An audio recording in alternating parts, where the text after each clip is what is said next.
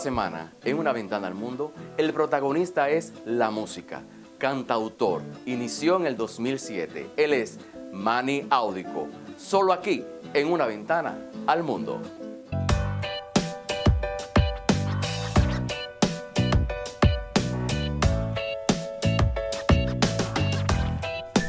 Estoy muy contenta porque yo diría que ese es uno de los programas más importantes que nos da a conocer a sí mismo como Una Ventana al Mundo. Mira, esta entrevista ha sido la mejor que me han hecho en mi vida. De verdad me encanta esta entrevista.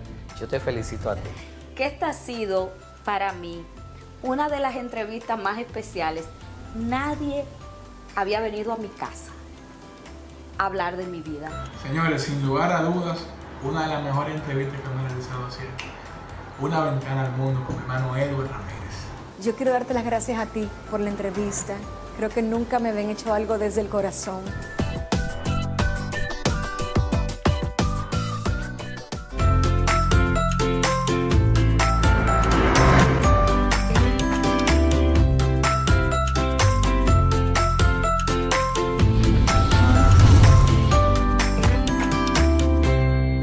¿Qué pasará cuando salgamos de esta habitación?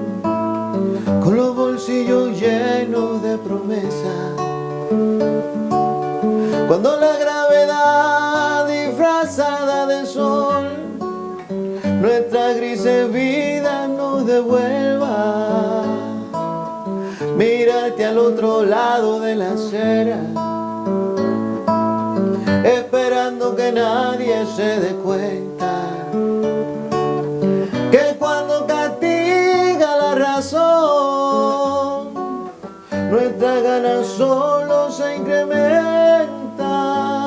Y habrá que pensar si alguna vez tendremos la oportunidad, si por no hacer daño a otros nos joderemos nosotros.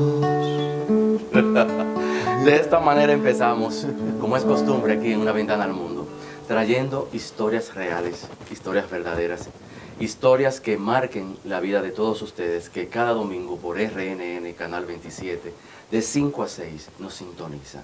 Gracias una vez más por estar ahí. Manny Aúdico. Manny Aúdico. ¿Por qué Manny Aúdico? Manny Aúdico surgió cuando yo empecé en el circuito de los bares, por allá por el 2007. Empezamos a hacer bulla, tocando en los bares.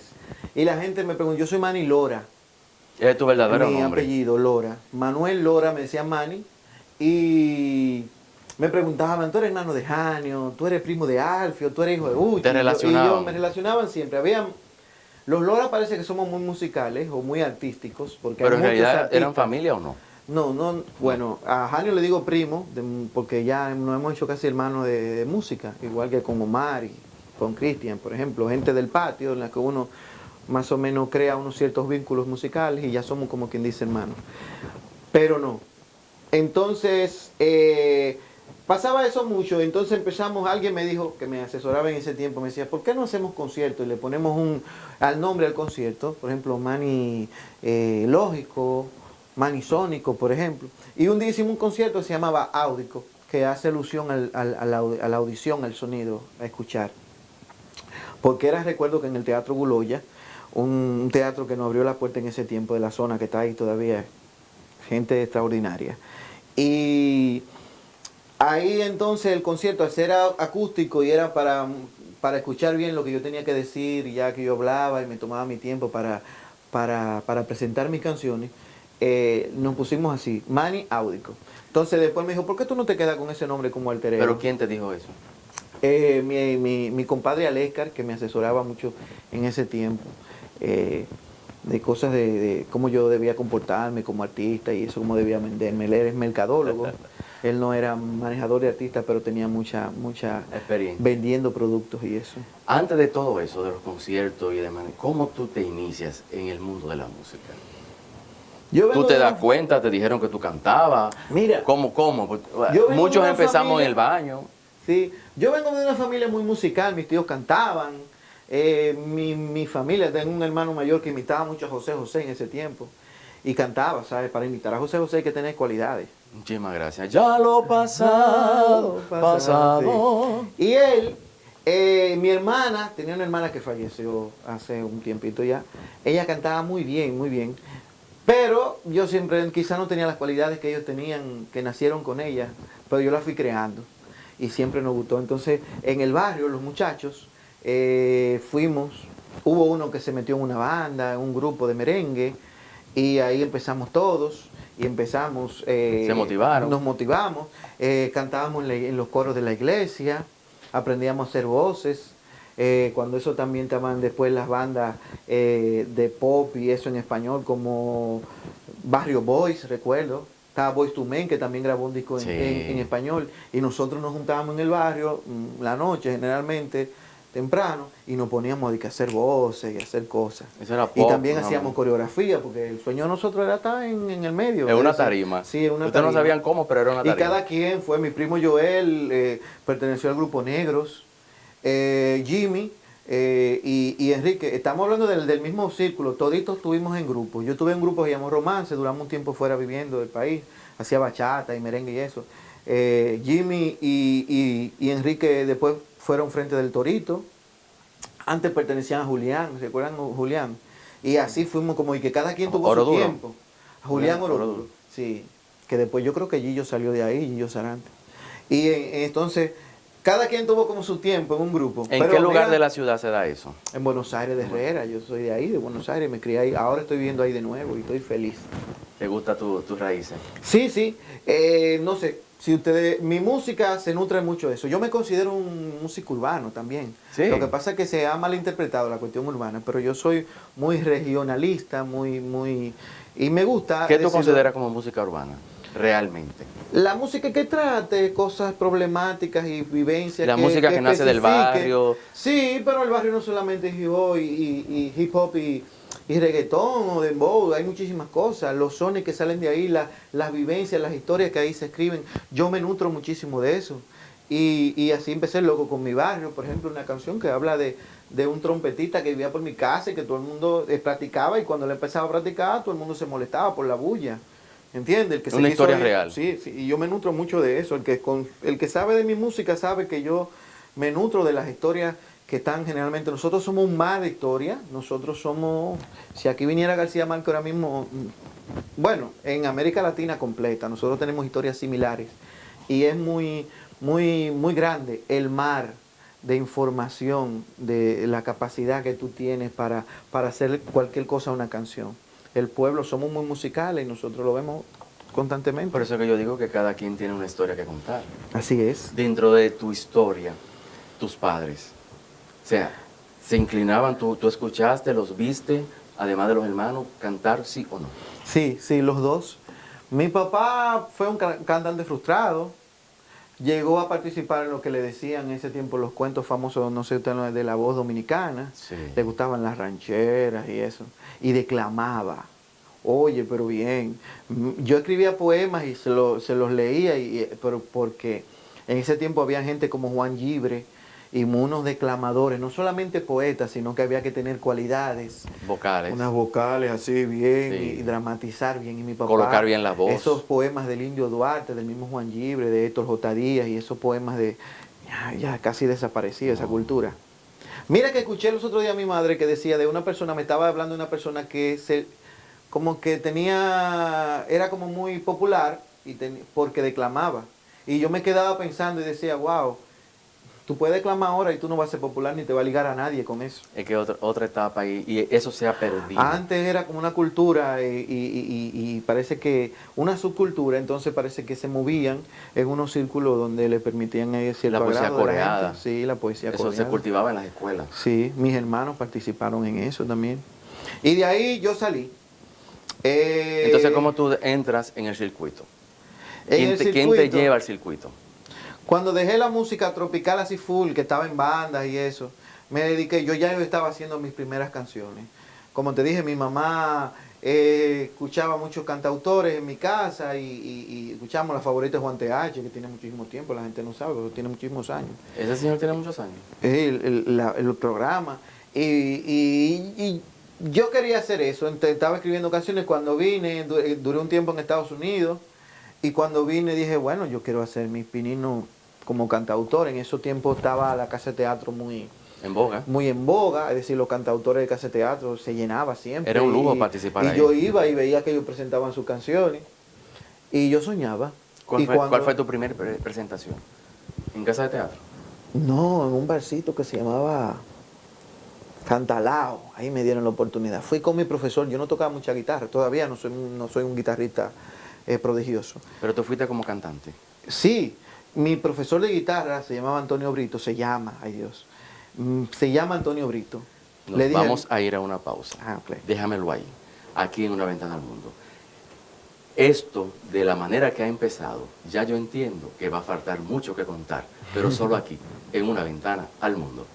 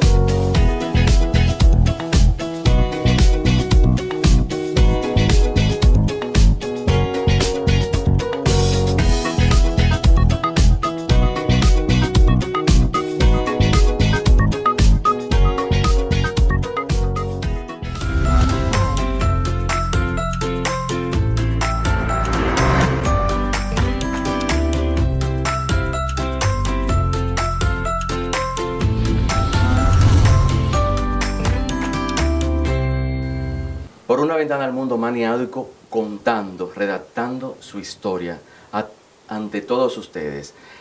Antes de la pausa hablábamos de tu profesor que te acompañó por primera vez, porque tú no eras muy diestro con la guitarra, pero él te acompañó para hacer tu primera presentación. Y decíamos que eso fue ¿dónde?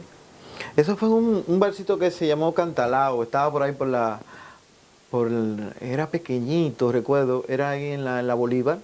Era pequeñito. Eso fue la primera vez yo que lo llenaba de mis amigos. ¿Tú invitabas a tus amigos? Sí, que fueran. Casi los obligaba a que fueran. Claro, coincidíamos en los gustos musicales y cantábamos ahí muchas canciones. ¿Qué se cantaba en esa época? ¿Romántico? Era canciones de autor, canciones El que estaba en moda en ese momento. Ajá, canciones de autores incluso viejas, de Serrat. Sí. De Silvio, de Pablo y esas cosas. Si a ti te dijeran o te dieran la oportunidad de elegir qué canciones te harían famosos o qué tipo de canción te haría famosa, ¿cuál tú eligieras? La canción de autor, la que yo hago, la canción de la expresión, lo que sale de mí, es decir, mis canciones. Yo generalmente no enmarco mis canciones en un ritmo de guitarra y voz solamente, pero sí. ¿Cómo inicia la canción en ti? ¿Cómo tú la compones? Todo depende. ¿Cómo sale de ti? A veces me sale la melodía, a veces me sale la melodía cantada, a veces la idea de la letra, o a veces simplemente una secuencia de acordes interesantes. Por ejemplo. Bueno, como te decía de la historia de Loco con mi barrio, una historia que yo hice, una especie de homenaje a los barrios de la capital. Cuéntamela. Específicamente a Buenos Aires, donde yo me crié. Estas historias son reales. Dice: en el barrio en que yo vivo hay muchas historias que contar. Este es el trompetista loco que no para de tocar, y Miguel que solo piensa cómo es que va a progresar, que ya juntó los chelitos para su Lisa comprar. Ojalá que no le hagan como le hicieron a Juan, que lo dejan con tu y llorar en el mismo lugar. Y mi vecina quiere ser mega diva y se la pasa modelando y haciendo mueca en la cocina. Ay, ay, ay, ay, ay, ay, ay, como se goza aquí diario. Yo se lo dije a usted, compa, y que yo soy loco con mi barrio. Verdaderamente hay una historia. Tú sabes, en todos los barrios de la capital del mundo, de América Latina, vamos a decir, hay una que quiere ser famosa de la televisión. Aquí le dicen megadiva, ya tienen otros nombres un poquito que sea Más sublime, más sublime. Está el pelotero, que lamentablemente aquí veía que en esos tiempos sacaban a los muchachos de la escuela para que siguieran la pelota, lo que dicen la pelota. El músico, que ya no sé, pero no se ve, pero antes, por ejemplo, los trompetistas eran odiados y los bateristas, porque hacían mucha bulla, tenían que practicar. La mayoría vivían en el Centro Olímpico practicando, tenían que irse lejos. Y así estaba el que siempre no hacía nada porque estaba esperando unos papeles para que tenían unos papeles de Nueva York, países. Y que lo mandaran a buscar. Sí, y esa es la historia de alguien que siempre está también el que quiere progresar como sea, que generalmente llega a veces. ¿Entiendes? Tu primer concierto, real ya, con acompañante, donde tú te sentiste que ya la gente te estaba conociendo. Por ahí por el 2013, yo empecé a forjar lo que era mi disco. Las canciones yo las que empecé a grabar con mi productor, que fue también maestro mío de guitarra, se llama Karel Calaf. Él está ahora afuera viviendo, yo creo que en Inglaterra, creo. Y entonces él se fue, me dejó el disco por la mitad. Y yo me encontré con un músico fabuloso que es tremendo, se llama Vic Contreras. Lo vi un día por Facebook, nos hablamos. Él tenía un flow extraño con sus drills, así, tipo jamaiquino y eso. Y nos juntamos, le llevé la primera impresión como que mis canciones no le bufiaron tanto, no le gustaron tanto. Pero después como que me dio otra oportunidad y me dijo, oye, mira, sí, me gustan tus canciones también, vamos a juntarnos. Y empezamos a juntarnos en el Parque Colón, a tocar, él con una guitarra acústica y buscándole la vuelta. Y ahí empezaron a gestarse las otras canciones que faltaban para el disco. Y de ahí entonces empezamos. Se crearon ahí. Antes de lanzar, porque después después fue que yo me tomé tiempo para hacer ese disco, porque recuerda que había que invertirle dinero. ¿Qué tan fácil o difícil es hacer un disco? A mí se me fue la mitad de mi vida haciendo un disco. ¿Cómo así? El tiempo. El más, tiempo, ya había dinero. personas que me decían, Manny, pero tú vas a hacer el disco, ¿sí o no? ¿Entiendes? ¿Qué tiempo duraste? Yo duré como 6 años haciendo el disco. Sí, tanto. Sí, se dura tanto, se toma tanto tiempo hacer en ese tiempo primero yo no estaba tan empapado de cómo funcionaba el círculo de músicos, que es al revés, no es al revés, pero es otra onda, otro submundo. ¿Cómo funciona eso? Bueno, aquí hay unos músicos que son para estudios, otros músicos que pueden dar para estudios, que son de un presupuesto quizás un poquito más asequible, porque si tú llamas a un grupo, ya... Los músicos de estudio son caros. Hay un grupito que te dice, mira, ok, el baterista, tú lo conociste a él, Eli Vázquez, por ejemplo, o qué sé yo, uno de esos, Frometa. Entonces él se llama a otro y a otro, y cuando te van armando las cosas, pero cada quien jala como su grupo. Entonces, con Karel, que era un músico de alta gama, gente como Pavel Núñez, como, imagínate, egresado del conservatorio, y yo me movía en ese círculo, pero no conocía a otros músicos, y esos músicos eran un poquito caros, que decían, hacían un trabajo, pero no era un trabajo. Pero tú me dijiste y yo me tomaba mucho tiempo para grabar. Que dejaste la vida, o sea, ¿en qué sí, porque sentido? en ese tiempo yo era visitador a médicos, pero tú sabes que como yo tenía hijos, no podía aquí, lamentablemente, tú sacar un presupuesto de buscar 50,000 pesos, sacarlo de lo que tú vas a cobrar este mes, quizás, o tenerlo que juntar. 50,000 pesos por grabación o por disco. No, por disco, yo me gasté casi como algunos 500,000 pesos en el disco. Sí. En todo, es decir, porque después que tú grabas los instrumentos, tú tienes que pagarle primero a un arreglista, generalmente ese arreglista, generalmente si es guitarrista, también te graba la guitarra y quizás el bajo, pero te cobra aparte por eso. El estudio donde tú vas a grabar te cobra ahora. Entonces, si tú vas a traer al guitarrista a grabar o a grabar la voz, ya tú tienes que, por canción o por día, no sé cómo. Yo tuve la suerte de encontrarme con dos o tres muchachos que como que estaban bien aplatanados y decían, grábate ahí la canción 3 veces y después yo la edito. Y así, entonces, espérate, hay que grabar la batería, pero se necesita un piso de madera por la acústica. Y encontré un sitio que te cobran tanto, sí, pero dame un par de meses, porque ahora yo tengo, tú sabes, no puedo, porque tengo gastos fijos, lo que sea. Y conforme fui así consiguiendo, mira, ya puedo, vamos a grabar. Entonces grabábamos la batería, las percusiones, las cosas. que falta un tema o que ese tema no me gusta, volverlo a arreglar y eso, tú sabes. Pero vale la pena la satisfacción al final. Bueno, sí, es mi hijo. Ahí hay 12 canciones mías que tenía muchísimo tiempo escritas y son sueños. Todas inéditas. Sí, están canciones inéditas ahí, todas, y fueron sueños grabarlas, ¿entiendes? Nosotros nos tomaba mucho tiempo, no es fácil. Ahora yo estoy un poquito más empapado y tengo, por ejemplo, aquí los muchachos que vienen aquí, que me la ponen un poquito más cómoda y son muchachos buenos. Quizás ya hay una generación nueva de buenos músicos que están subiendo y que están también... Que se ayudan. Nos ayudamos, sí, nos Se ayudamos protegen. y nos protegemos bien. Nos vamos a ir a una pausa. Y tras la pausa ya vamos a entrar en el capítulo 3 de esta telenovela. Y en ese capítulo vamos a hablar de quién es ese Manny Audico y hacia dónde va él, pero solo aquí, en Una Ventana al Mundo.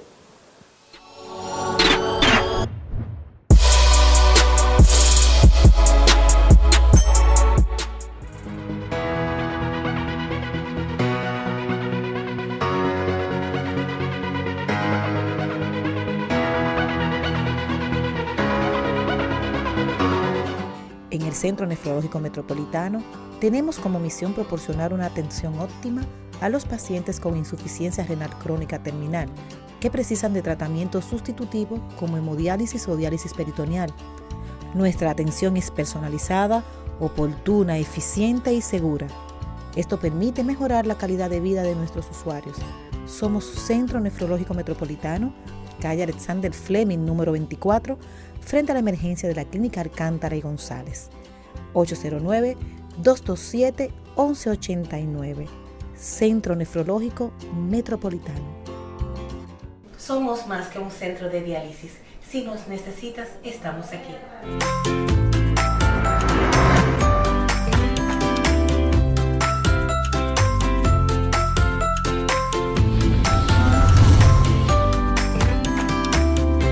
Con mis canciones, bueno, hay muchísimas formas. Leo algo que me interesa, algún tema en común, alguna Eso te iba problemática a preguntar. social. La problemática social en el momento te motivan a escribir una canción. Ujú. Cuando no la hago con la guitarra, la hago, como te dije, con el personaje del Venenoso, que es un personaje que me creé. ¿Cómo dice el venenoso? ¿Qué es lo que dice el venenoso? El Venenoso es un poquito parental advisory, es decir, dice lo que yo no puedo decir generalmente por cuestiones de family friendly, de cosas. Por ejemplo. Y plantea muchas ideas o cosas El generalmente. venenoso viene siendo como el Doctor Merengue. ¿Tú te acuerdas del Doctor Merengue que sale en los periódicos? Sí. Ese personaje que todos tenemos. Sí, es así. Por ejemplo, todos tenemos un primo que es muy inteligente, muy bien cuidado, pero cuando bebe se transforma en otra cosa, ¿verdad? Sí. Yo escribí una canción. Se le ve el forro. Sí, dice: el primo siempre ha sido un tipo muy correcto. Cualquier jeva pensaría que es un buen prospecto. Siempre es muy educado, gerente en una empresa del Estado, tiene 2 maestrías y un posgrado. En cultura general al primo nadie le gana, pues su biblioteca ocupa toda la sala. Tiene un piano de cola que cuesta una millonada, donde la quinta de Beethoven suele tocar en pijama. El primo ha publicado 2 libros de poesía. Es bien el Pico Duarte y un crack en filosofía. Cuando yo me quemaba en álgebra o en geometría, las vacaciones eran para la casa de mi tía, donde el primo me agarraba y estudiando me ponía, que hasta Valdor iba en para cuando a la escuela volvía. El primo habla bien inglés, también el francés, es un duro en PowerPoint, también en After Effects. Pero está bien, vamos a dejarlo ahí, porque esto no es un plagio de una canción de Juan Luis, y es que el primo tiene un ligero defectito. Cuando prueba el romo se transforma en otro tipo. Es una vaina random, a ver cómo te explico. Jet Kill en High le quedan chiquitos. Es una bestia aberrante, destructiva como el Kraken, con descargas peligrosas como Blanca de Street Fighter. Y es que el primo bebe y se pone pila de plebe. Le da con pelear y ofender a las mujeres. Para colmo de males no lo quieren en los bares, pues se sube a la mesa y enseña los genitales. Muchos lo evitan, incluyendo a la vecina, por lo encontró borracho defecando en su piscina. Y por ahí arranca él. ¿Tú sabes? O sea, pero el primo es una joya. Es una historia real, no es primo mío, pero es una historia real de una persona que yo dije, mi carro está bien chocado, pero yo veía que el carro de él era casi un guiñapo, es decir, una cosa, yo decía, pero ¿por qué? Y el tipo era muy bien, cuidaba muy bien las heces al conversar. Muy correcto. Muy correcto. Y un día bebió conmigo Y de verdad tuve que decirle, ven, vamos a tener que irnos de aquí porque el tipo se transformó en otra gente. O sea, y no paraba de hablar y de decir cosas que en el momento donde estábamos como que... eran no. ofensivas. Sí, y olvida. Entonces me di cuenta, me puse a analizarme. Sí, el tipo se transforma en otra gente. O sea que el romo transforma. Sí, hay gente así. Incluso yo dudo. ¿Cómo tú eres cuando tomas? Yo no tomo. Ah, bueno. Cuidado, ¿por qué no tomas? No, por nada, por nada. Tú sabes, tú eres una persona informal, vamos a decir bien. Pero hay personas que yo la veo que yo digo, este cuando bebe se pone medio raro. ¿Tú entiendes? Sale Porque otro eso yo. es gente que siempre tienen como un porte. Saludos. Sí. Te dije que yo era visitador médico. En la visita hay muchos así. Vamos a hablar de eso. Tú dejas la visita a los médicos, ese trabajo por dedicarte a lo que es musical, tu alma realmente. ¿Cómo se da eso? No fue tan fácil. Uno se pasa la vida entera soñando cosas. Y yo en los pasillos, yo era visitadora, me amaba mi trabajo, tenía buenas relaciones con el médico, los laboratorios, tenía como estaba bien establecido. Bien posicionado. Bien posicionado, esa es la palabra. Me pasé una vida en los pasillos soñando con la música. Ya yo hacía música, había lanzado O sea, mi disco. tú hacías tu trabajo de visitadora médico, pero soñando ser músico. Y los músicos incluso me ayudaban con la parte de la visita médica, porque los doctores, tú sabes que tú tienes que hacer vínculos con los doctores de amistad y eso. Y ellos estaban muy en tono porque siempre sabían de mi historia. Y siempre, ¿cómo? Lanzaste un tema. A veces iban a mis conciertos, muchos eran fan. O sea que tú, siendo visitadora médico, incursionaste en la música. O sea, tú no dejaste de ser visitadora médico. No, entonces cuando lancé el disco había problemas porque también como que tú tienes que manejarte. En ese tiempo ese disco sí quería promoverlo mucho, pero entonces los programas a veces eran en horario. 2015, 2015. Lancé el disco y como tenía que promocionarlo, pagué personas que me ayudaban a hacer el media tour y eso, pero los laboratorios son muy celosos, con su razón, con los tiempos, porque como tú no estás en una oficina de 8 de la mañana a 6 de la tarde, tú estás en la calle, ellos, tú sabes, se cuidan mucho de eso y me pasaba que no podía ir a ciertos programas, ciertas cosas, y empezó a ver como, con todo y todo yo iba, pero empezó a ver como una preocupación en mí de esto. Recuerdo que una vez mi jefe me jaló y me dijo, Manny, ¿qué pasa? Te veo como que te está desenfocando, te está yendo mucho por el lado de la música, decide. Y yo le dije, mira, cuando los muchachos están en vacaciones, en Semana Santa, que se van de viaje, se van fuera del país y todo, yo estoy haciendo videos, con los chelitos que he ahorrado, tú sabes, mis ahorros los invertí en esto, es mi sueño. Este es mi sueño. Yo trabajo y hago bien mi trabajo, pero mi sueño es la música, mi norte es la música.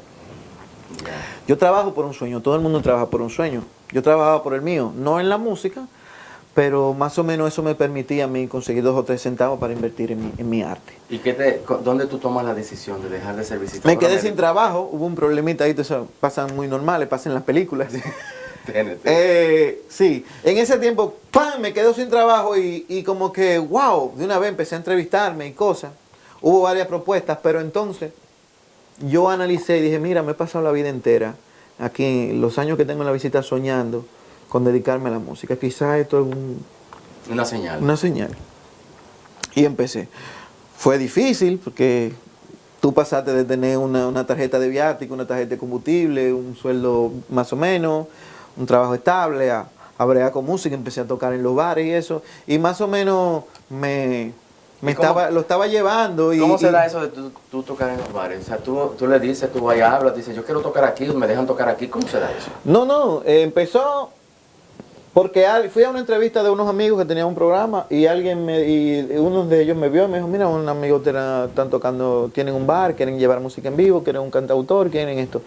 Y conforme uno se va promoviendo, va haciendo, la gente te va viendo, hay otros bares que te llaman, que te preguntan, no todos, ahí te tiran muchos y tú más o menos negocias con ellos. Es decir, tú vas y ves que yo le interesa hacer, si va contigo. Te decía que yo no terminé dejando un poquito eso, porque entonces me estaba ahondando demasiado en lo que era como simplemente la forma de entretener. Es decir, simplemente era entretener, ya no era, estaba viendo que ya no podía, se me estaba dando muy poca libertad para promover mis canciones. Tú tenías que interpretar otras canciones. Otras canciones, entonces eso, hay un grupo de muchachos que lo hacen muy bien y viven de eso, pero llega un tiempo que la gente te entiende con eso, que tú solamente estás para entretener, no para promover tu arte. Y tú querías que Y escucharan yo, las tuyas. claro, yo, modestia aparte, me considero un cantautor que compite y necesito promover esto, tú sabes.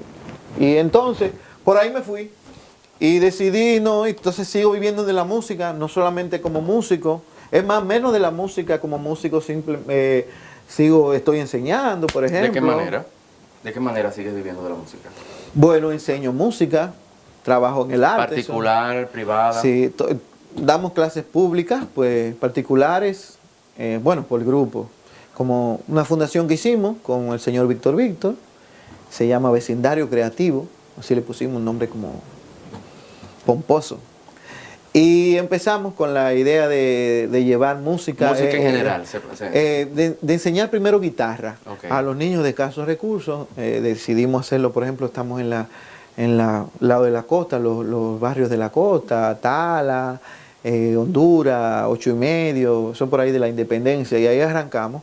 Entonces empezamos a enseñar, fue un poco como improvisado, muy informal, que eso me caracteriza mucho. Y hemos tenido la necesidad de organizarnos, tuvimos que hacer una fundación, tuvimos que sacar cosas por ayuda, porque la gente a veces nos ayudaba, nos donaba guitarra y eso, y decían, tú tienes una cuenta, tú tienes una página web, tú tienes esto, y no. Pues no, yo estoy dando clases. Y así empezó todo. Entonces ya de ahí para adelante se ha magnificado un poco la cosa y nos hemos tenido que hacer de otros. Ha tomado carácter ya. Sí, y ya hemos tenido que hacernos de otros maestros. Ahí tenemos maestros de flauta, de percusión, de Ya danza. creció. Y es un proyecto chulísimo que ojalá se pudiera hacer en el país entero. Quizás eso me permitiría a mí, quizás no incidir directamente con mi arte, con mis canciones, pero sí incidir en que otros muchachos tengan mejor futuro a la hora de exponer su arte. Es decir, tú sabes, se habla mucho de la época dorada del merengue. Que eso eran los tiempos buenos del merengue, sí, pero cuando eso se enseñaba habían casas curiales que enseñaban música, estaba la banda de los bomberos de los pueblos. Las iglesias tenían mucho las que ver con los iglesias, coros, sí, ese tipo de cosas. y eso, entonces de ahí era eso, decía, había arte por donde quiera. Exacto. Y eso se ha perdido un poquito. Pero vamos a continuar con eso, aquí en Una Ventana al Mundo. Nos vamos a una pausa. Y tras la pausa, al regreso, vamos a hablar de qué Manny tiene en proyecto en canciones. Pero solo aquí, en Una Ventana al Mundo.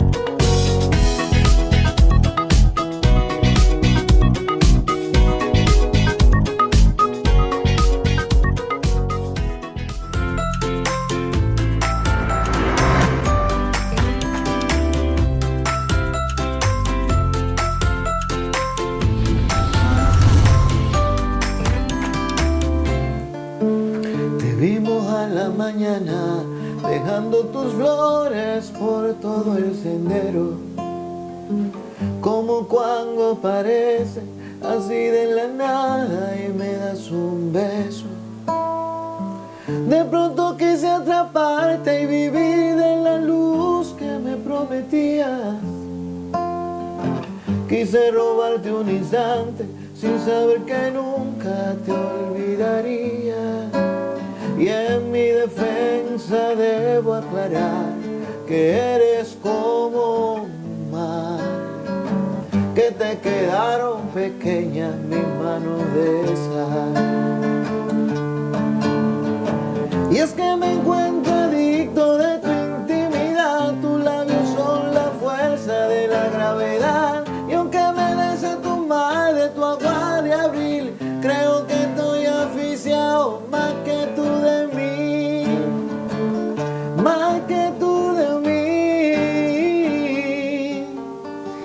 ponemos esa canción en una bachata tradicional.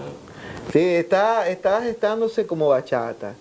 Sí hay unos toques, Tú la un creaste poquito de pop. como balada, simple y pura. Sí, fue como una baladita, pero siempre fue con la idea de hacer la bachata. Y gracias a Alex Bueno, un productor genial que trabaja aquí en M33, estamos haciendo una bachata chulísima. Sí. Tiene ondas pop, qué sé yo, tiene un par de guitarras No, está acústicas y eso, chulísima. pero sí, se puede bailar, tiene su Pero saoco. Sí, yo lo siento detrás de la balada, yo siento esa bachata. Sí, es en bachata que le estamos. Lo que pasa es que no queremos darle bachata tradicional full, porque la letra aún tiene como un valor literario un poquito Sí. elevado.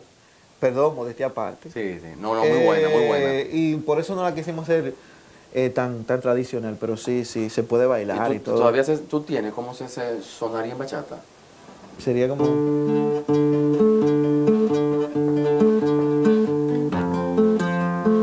Como quieras, suena chula.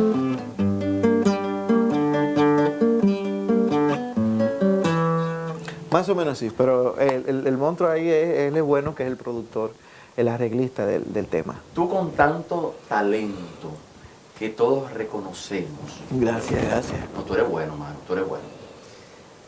¿Qué es lo que hay que hacer para que definitivamente Manny despegue y sea el artista que todos queremos que él sea? En el patio es muy difícil la música. No solo a nivel de República Dominicana, sino a nivel ya mundial, o sea, en otras plazas del mundo. Tú dices que es muy difícil en el patio. En el patio es difícil. Si bien salen 2 o 3 que cruzan el charco, son muchísimos que están ahí lidiando todos los días con eso. Y es caro. Es decir, estamos compitiendo con gente que por ejemplo, con el género urbano, el que mencionamos, el que generalmente se menciona como género urbano, te graban una pista con 5,000 pesos. Mi música depende ya de una producción, de muchísimos músicos, de arreglistas, de cosas. No se puede hacer Entonces también la gente no te permite grabar una cosa secuenciada, ya así. Decidimos ser cantautor, pero ya lamentablemente para sacar un disco, por ejemplo, solamente la parte del disco, se necesita calidad, porque entonces la gente no te permite salir como con cualquier cosa. Es muy caro ser cantautor, entonces. Sí, ser músico pop, músico se decía música orgánica, podemos decirlo así. Luego está la cuestión de promoverla. Ahora tenemos las redes como aliadas, se pueden promover cosas por ahí, pero todavía, principalmente nosotros somos un país muy cibernético. Y todavía hay un fuerte que tiene que ver con la radio, con eso. Hay una logística y con entonces eso. ya, lamentablemente también se necesita de inversiones ya. Para llegar a ese tipo ya de promoción se necesita de grandes inversionistas. Y eso es lo que no hay pocos. Entonces la gente está muy enfocada a lo que sale rápido, lo que se consume rápido. Pero es una involución, si se puede decir, analizando un poquito del arte por completo, de que ya lo fácil es lo que termina siendo atractivo. El microondas. Entonces, el microondas, exacto. Qué palabra que lo define muy bien. Yo tengo que sentarme a leer para componer, tengo que hacer muchísimas cosas y que otra gente no lo hace. Y lamentablemente se consume eso, la cultura de lo rápido. Y son cosas que están pasando, es decir, cada vez se van haciendo más difícil. Por eso es lo que te digo con las escuelitas y con enseñarle a los muchachos a crear, que si van a hacer música moderna, tengan ya 2 o 3 acordes aprendidos, tengan una base. Y quizás yo estoy fomentando con el trabajo que estamos haciendo, fomentando de que se haga más fácil incluso para otras generaciones que van subiendo, promover su música. ¿No entiendes? Es muy complejo la cosa. Somos un país muy musical, hacemos música donde quiera, pero sí para saltar el charco hacia otro tipo de público, de otros escenarios, de que haya también un público importante. Cada vez se está reduciendo ese público, es decir, la gente que... El mercadeo es algo también que ha dañado muchísimo en cierta forma. Todo el mundo sabe qué carro tiene un artista Y es, incluso si deja de tener ese carro, entonces su arte deja de ser atractivo. Eso es así. Y en este tipo de arte no es así. Nosotros lo decidimos hacer cosas que yo entiendo que tienen bases sólidas, pero eso es mucho más trabajoso de promover. ¿Tú entiendes que en el país hay o no, de una forma literal, las bases? El talento tenemos de sobra, pero hay una ayuda, hay algo, aparte de lo que ustedes están haciendo en la escuela, pero ya ustedes están enfocados en un sector muy específico. Ustedes están en un sector muy específico. Pero a nivel nacional, antes había escuela de música por donde quiera. Nosotros tenemos las bases para ayudar a las personas a nivel nacional, no lo que tú estás haciendo, los estudiantes, la nueva generación, a que tengan la facilidad para ser artistas per se, sí o no. No, no lo hay. Es un problema cultural, es decir, estamos rompiendo todavía donde una generación que entendía que el músico era un borracho y Tenía un ya concepto, todavía hemos perdido mucho tiempo en eso. Es decir, tú sabes que todo todo va evolucionando, pero se necesita un comienzo, un Big Un Bang. inicio, sí. Entonces, la generación mía todavía dice, papi, yo quiero ser músico. Y tú dices, muchacho, no. Entonces hay una pérdida de tiempo ahí. Entonces hay que hacerse licenciado en, qué sé yo, hasta estudiar medicina para luego ir, que es una pérdida de tiempo que me encuentro que es una estupidez. Mira el título, yo me voy a dedicar a la música. ¿Entiendes? Entonces, en eso no hemos estado evolucionando y hay cosas que se van aprendiendo con la prueba cultural y el error. Ahora mismo no hay educación, no hay una valorización del arte per se. Y nada, y el mercadeo, lo que te digo, la cultura rápida, se lo come, lo sepulta. Pero no hay eso, se necesitan más escuelas de música, más formación literaria, más, qué sé yo, más percepción artista. Conforme la educación se va elevando, la valorización del arte per se es otra. Y de ahí es que nacen los artistas con fundamento, los artistas que tienen buen criterio. Nos vamos a ir a una pausa.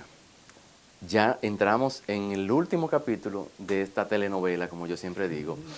En ese capítulo vamos a resumir y vamos a hablarle directamente a esa gente que quiere dedicarse a la música. Pero eso es tras la pausa, aquí en Una Ventana al Mundo.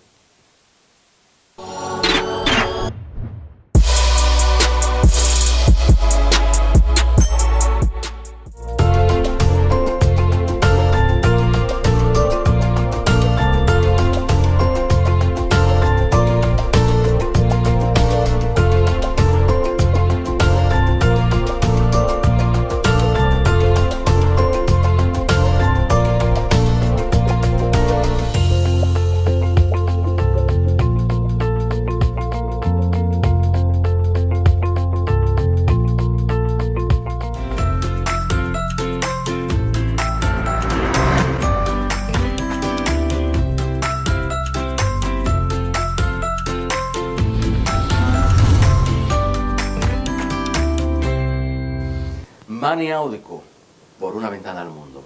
Manny, si un hijo tuyo, después de todo lo que nosotros hemos conversado aquí en este programa, si un hijo tuyo te dice, yo me voy a dedicar a la música, ¿qué tú le dirías? Que se dedique, que sea feliz. No hay más satisfacción o más sentido de realización para un individuo de hacer lo que le gusta. Decir, ya esos tiempos quedaron en el pasado de tú tener que vivir de una cosa que no te gusta simplemente por llenar expectativas de otros. O satisfacer a otros. Satisfacer a otros, exactamente. Ya yo lo aliento muchísimo. Le digo, sí, que se prepare. Que estudie. Y que haga, si va a hacer algo, cualquier cosa que tú vayas a hacer, que lo hagas bien. Que te busquen por eso, que si haya que mencionar, si vas a hacer rap, que cuando se hable de rap te mencionen. Eso es la idea, lo que yo me gustaría que pasara con mis hijos. Yo lo aliento 100%, le doy mi apoyo 100%. ¿Cuáles son los planes futuros? Estamos grabando una producción, estamos todavía seleccionando algunos temas, son muchos temas, tengo mucho que no grabo. Más o menos ¿cuántos? Unos 30 temas. 30. Y esos temas tenemos que seleccionar. Yo creo, hay muchos temas buenos que vienen por ahí. Una pregunta de orden. ¿Cuánto un disco, como siempre hemos dicho, ¿Cuántos temas tienes? Generalmente me gusta hacer los discos de 12 temas, de 10 temas, pero ya con 8 está bien. Sí. Con 8, sí. Ese es el estándar, 8. El estándar está haciendo 8, 10 temas, ya no más. Y ya tú tienes las 30 canciones escritas, solo falta... Sí, yo nunca he parado de componer y de escribir. Y hay canciones que las tengo ahí guardadas, que a veces se me olvidan porque tengo mucho que no las toco. Ya, pero mire, estas canciones son interesantes, pero ¿qué tal si yo las pongo en competencia con otras que sí van para el disco y a veces tú, como no todavía están en el proceso, tú las puedes cambiar y eso? Mira, una pregunta de orden. He escuchado que los escritores siempre dicen que para escribir una buena canción o una canción de amargue, ese tipo que rompe venas, hay que estar bien o bien deprimido o que la mujer te votó o ese tipo de cosas. ¿Eso te sucede a ti o no? El artista vive en un constante ejercicio de la sensibilidad. Tú me puedes contar una cosa que se me puede quedar en la mente y yo puedo exprimir, perdón, esa es la palabra, ese sentimiento y tratar de llevarlo. ¿Tú lo conviertes en una canción? Lo puedo convertir en una canción. Yo me considero un vampiro de historia. Tú me dices algo, generalmente entre una conversación u otra me puede ocurrir algo, decir, o me contaste de alguien y yo puedo esa historia que tú manejaste mínimamente, yo la puedo profundizar un poquito más y escribir sobre eso, con historias que me pasan a mí también. Pero yo no soy una persona que tiene todo un ritual para componer, que tengo que estar allá fumando un cigarrillo a la orilla de la playa. No. A veces me salen historias donde sea, conduciendo, a veces me levanto. En la calle. A veces veo una noticia, algo que me llama la atención.